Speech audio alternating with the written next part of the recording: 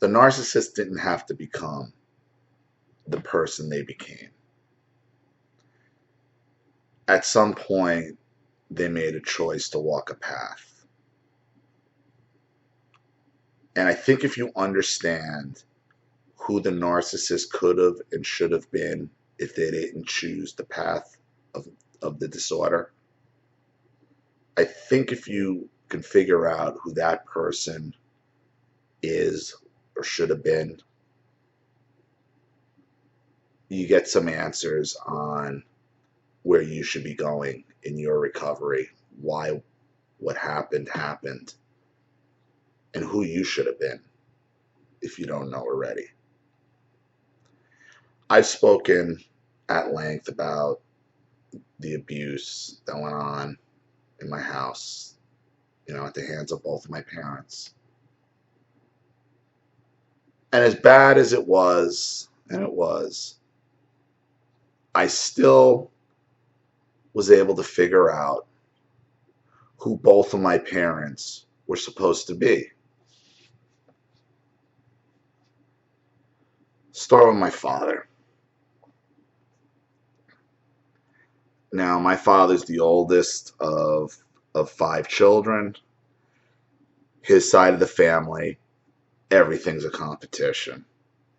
Everything is a contest between him. It's mainly him and his sister, the middle child, but the oldest of the girls. These two have had, I guess, this narcissistic competition, wrestling for some kind of control over the family, to the point where the cousins are involved for years. For years. Everything's a contest between the in-laws, like my mother, who are considered outsiders of the family because they don't carry our quote-unquote Schuster name. It's ridiculous, some of the arguments that went down over the name, who's had the name longer, who's real, who's fake.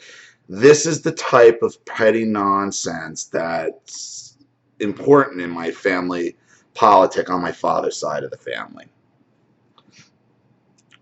My father's father being the one he owned a tool and die factory, which he started when he was working at. He worked his way up, ended up buying it, scored a Disney contract for toys back in the 50s or 60s, and did very well. Okay, my father's younger brother, the second child in the family, ended up working for my grandfather in the factory. My father feeling that the only way he can prove himself, because everything on my father's side of the family is about status. So the ultimate status for my father was being a businessman, wearing a suit and tie every day, riding a bus or a train into Manhattan and 9 to 5, like that. That's what my father was, the image, because that's what mattered in the family. I remember, to show you, because when I was working in the city, that same sister came in to the store where I was working, because they were in the city, to come find me in my office. And, I came out, I met him on the floor, and I was dressed for work. He was, so, well, what's the suit about? They let you wear a suit? I was 30 years old at the time, or late 20s. Like, really? This is the same woman who, when I was, I think, 20, and me and my friends were out back at a party talking about future, about moving around, about goals. And I remember I was talking to my buddy, and we're out on the deck, on my parents' back deck. And I'm like, yeah, I figure if by that point I'll be making around 50K, and what. And I don't remember specifically what the conversation was, but I remember my aunt then turned around and said, "Who's going to pay you $50,000?" So that's the type of dynamic that goes on my father, like this type of competition. And she saw it because, she didn't want me to be better than my cousins, her kid, and we could have cared less. But this is the type of nonsense, inner sibling rivalry that's been going on and still goes on to this day. So as I said, my father's goal is to, have the image of a businessman. Here is the problem with that. If there was a plane crash, like say that Malaysian flight was found on a deserted island somewhere, okay, and there were a bunch of people on the island, you got stranded there. If there was one person you'd want on that island with you, it would be my father. Because that man can build anything with his hands better and faster and stronger than anyone. And it doesn't matter what it is. Electrical work, plumbing, you could dig wells, you could footings, cement, drywall, roofing, you build houses, build structures stronger and better than anybody. Plan it out in his head better than anybody. To give you an example, he built a shed at their shore house on Long Beach Island in 1993 when they first bought it. Built it himself, just a standard beach shed. Okay, Long Beach Island, New Jersey, where they got the direct hit from Hurricane Sandy, that superstorm. That island took a direct hit, and they have a house right on the water. Everything got twisted, thrown. From what I heard, his boat ended up 8 miles away, stuck in this, like buried in the sand. Everything wiped out, except that shed. Stood there, stood stronger than the houses that had been there, built by professionals, stronger than garages and any other structure that was supposed to. That thing stood there in the water, unmoved. Unmoved. That's the type of talent my father had. But he wouldn't do any of that because he was so obsessed with wearing a suit and tie. He didn't care how to do it. Just as long as he can be the big shot. That's all he cared about, is being a big shot and how big he was. And he did fairly well in retail for the time he was there. He worked for the same company for a while. I worked for Macy's for 15 years. He worked there for 10. And then he went to another retailer till he was 41, my age. And then couldn't handle it. Realized that he couldn't do it another day. Threw himself on the floor, pulled him in. You all know the history. And because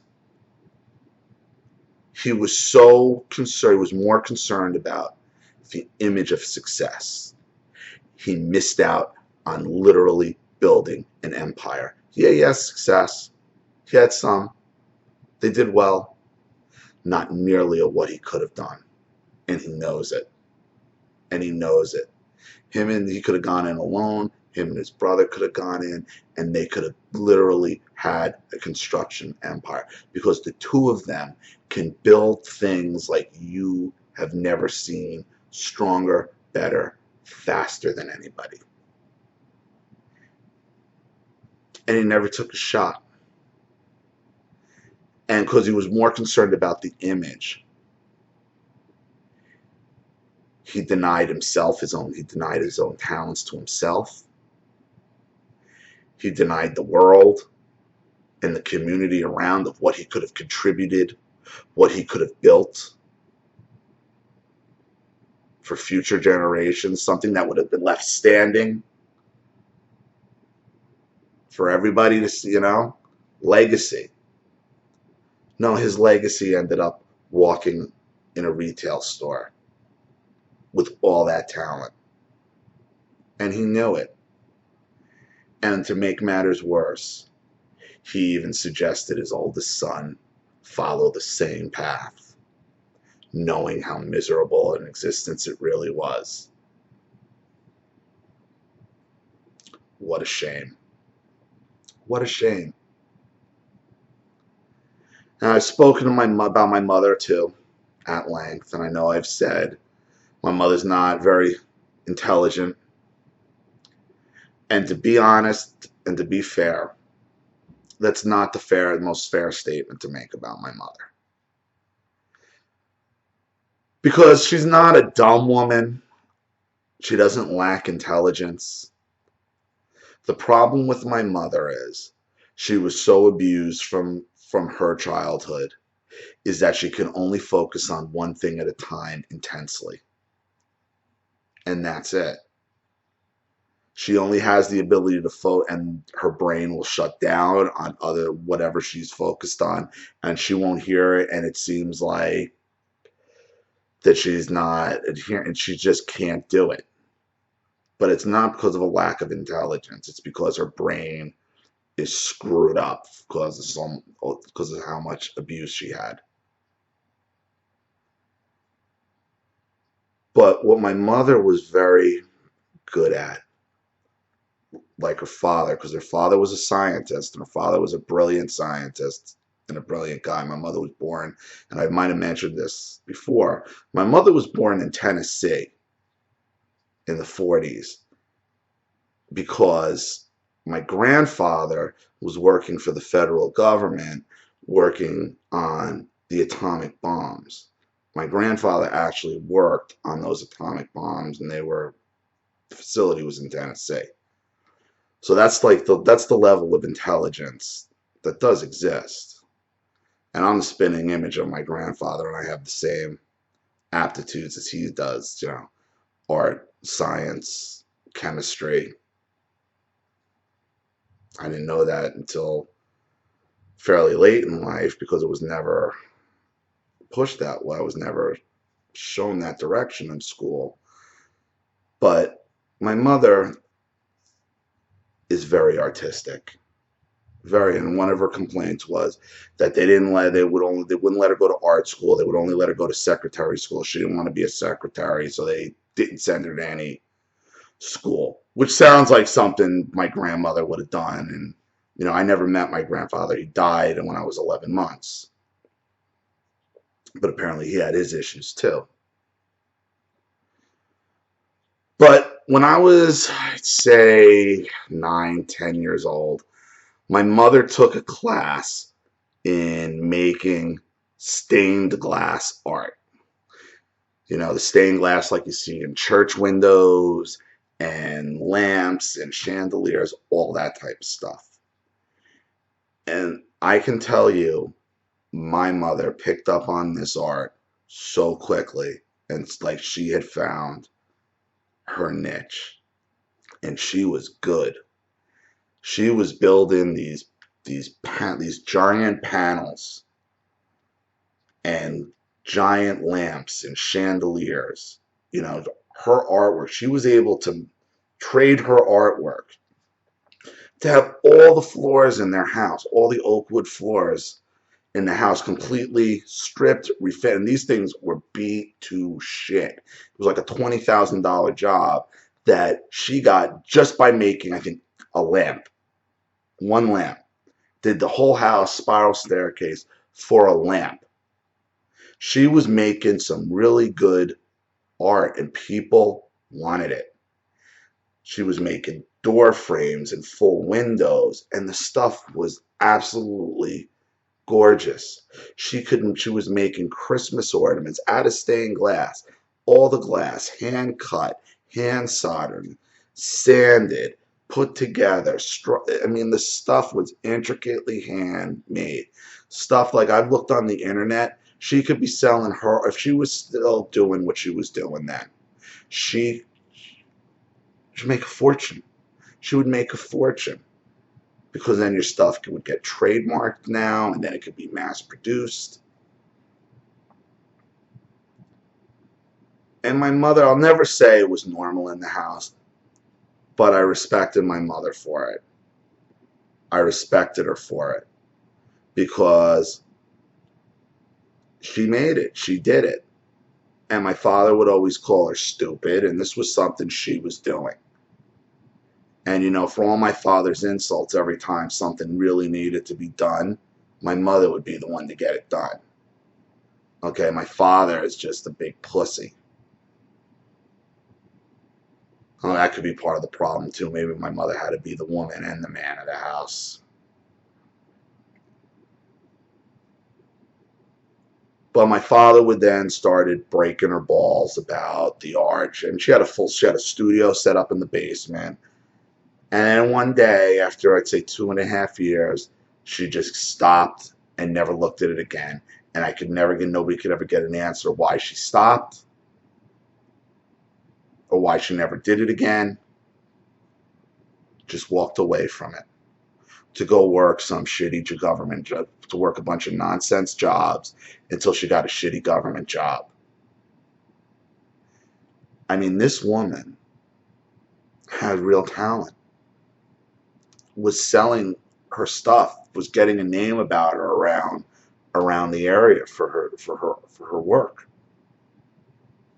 There isn't a person that walks into my parents' house that doesn't ask them about the paint in the front door that she made. That's how beautiful it is. And what I come to realize with my mother and all this art stuff is how much of the relationship how much better what the relationship should have been between me and my mother. Me and my mother should be best friends because we think exactly alike. My mother, at the rare times, man, where I asked the right question,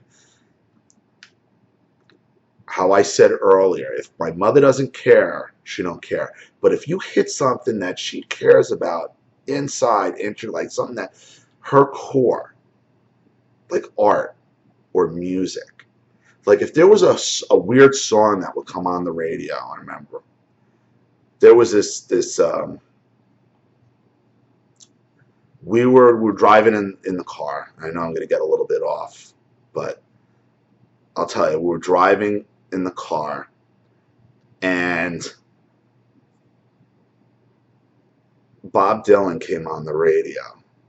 This song was "Everybody Must Get Stoned," and and I started laughing, and my mother's like, "You like that?" And I'm like, "Yeah." She's like, "I have this." I'm like, "You do?" She's like, "Yeah, I have a lot of good music." I'm like, "Really?" "Yeah." And we went home. We got home. She pulled out all this old vinyl she had, and she started playing all these songs like all this Dylan and some really trippy stuff, where now it's obvious who my mother was. And I loved it. And let me tell you something. To this day, like, I remembered that day and those songs, and even though I didn't remember, like, I've been able to identify a bunch of them, but not all of them, like through putting in the lyrics in Google, and it was some edgy stuff. And, it was obvious my mother was supposed to be a hippie artist, listening to her music, probably having something to enhance her art.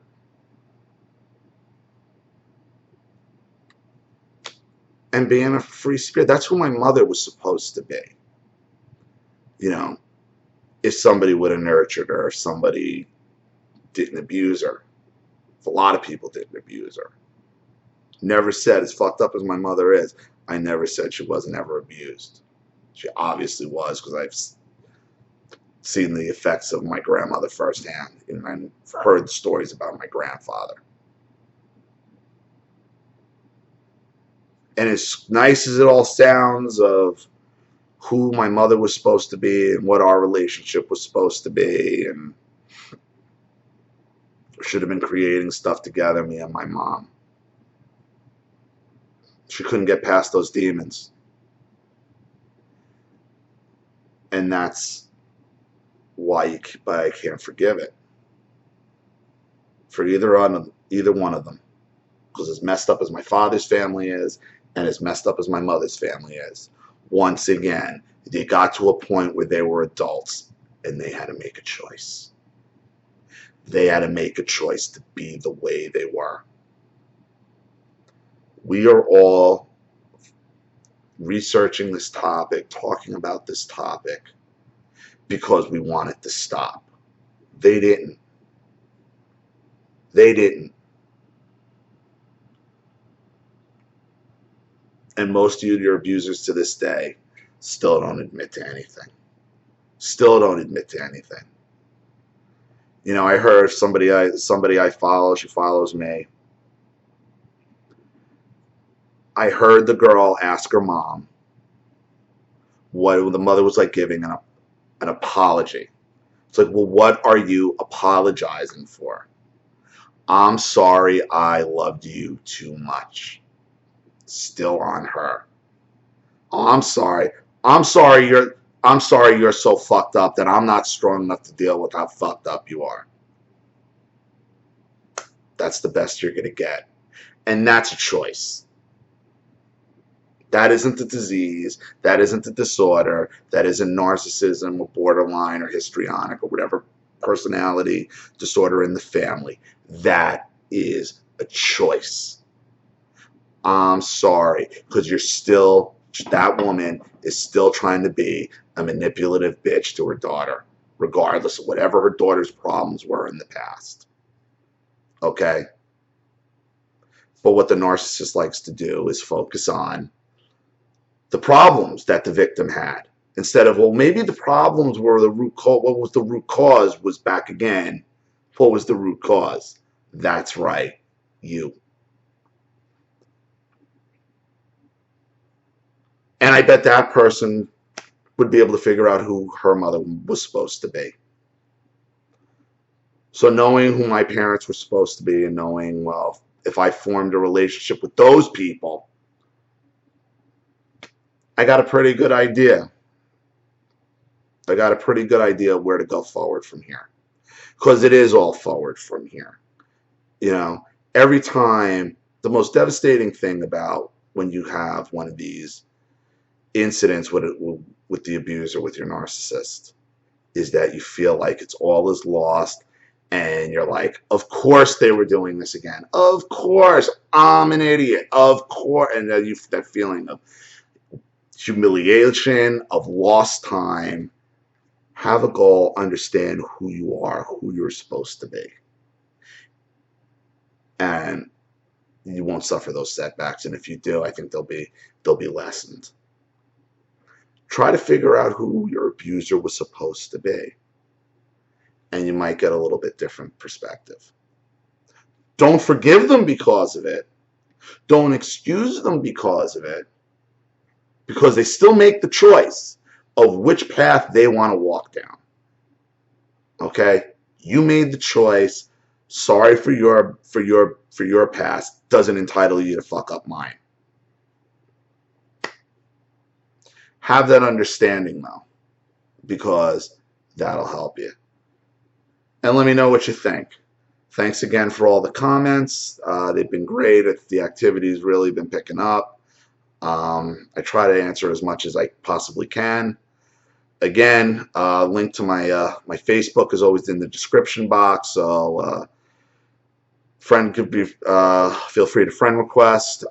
Hit me up on Skype, or also any of my videos. Please feel free to share, like, and subscribe if you haven't.